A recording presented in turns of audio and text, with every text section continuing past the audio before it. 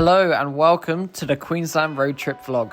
In this vlog, we begin in Brisbane on the east coast of Australia and go north all the way to Airlie Beach and the Whitsundays. Before we set off, however, we went for a day out with Tash's family to Bribie Island, where I experienced my first ever drive on the beach. It was very bumpy and hectic, but the scenery was stunning, even if I was being burnt to a crisp by the Aussie sun. Sadly for me in the video, disaster struck on the island when I took my GoPro into the sea, and afterwards it decided it had enough. We tried everything to get it back working, but it didn't want anything to do with me anymore. This meant for the rest of the vlog, we used Tash's old GoPro 4, which did the job but had shocking audio quality.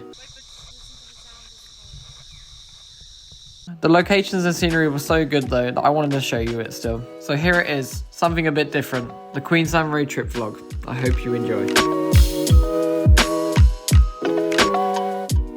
Day one of our road trip.